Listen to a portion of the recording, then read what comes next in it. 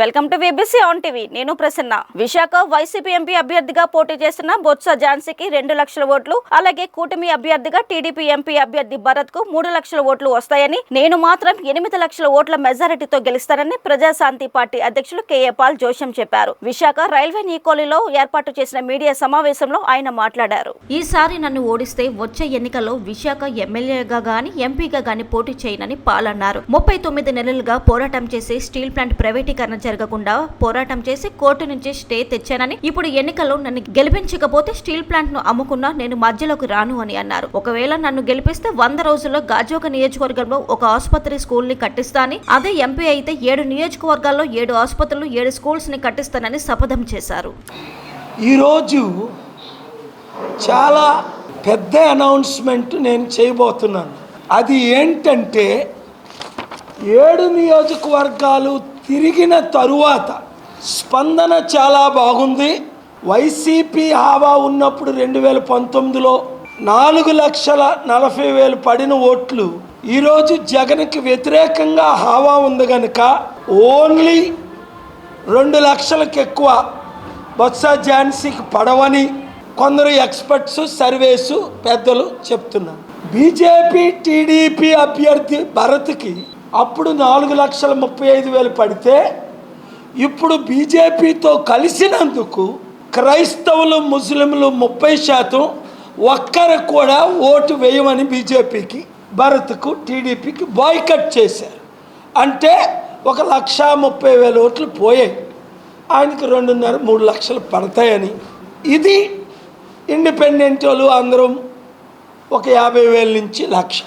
ఇంకొక good news ఏంటి, 60% పోలైంది. ఈసారి 75% చదువుకున్న వాళ్ళందరూ కేఏ పాల్ని గెలిపిద్దాం, పార్లమెంట్కి పంపిద్దాం, రాష్ట్రాన్ని దేశాన్ని రక్షిద్దాం. మరి ఎందుకు 25% ఓట్లు వేయరో నాకు తెలియట్లేదు. అదైతే నేరం.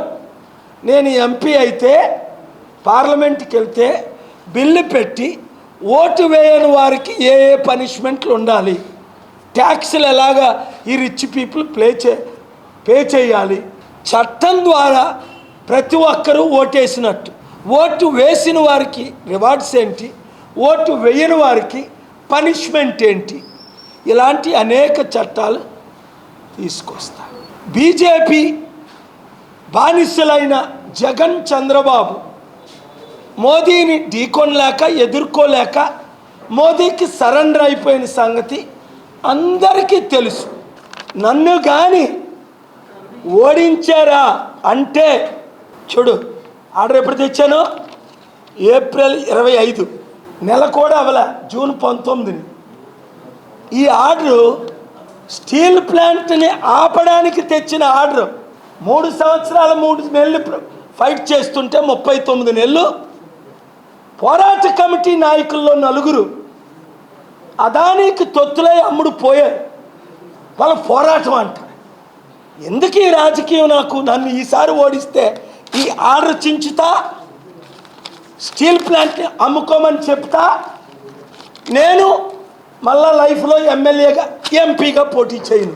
దొంగలకు ఓటేస్తే, రేపిస్టులకు ఓటేస్తే, క్రిమినల్స్కి ఓటేస్తే, లక్షల కోట్లు దోచుకునే బొత్స సత్యనారాయణ, ఝాన్సీ వాళ్ళ 3-4 వాళ్ళ ఇంట్లో 5 1,00,000 కోట్లు ఆస్తాట. 1,00,000 రూపాయలు లేనప్పుడు నా దగ్గరకు వచ్చారు. టీడీపీలా అంటున్నాను. ఏంటిది? దేశం ఏమవుతుంది?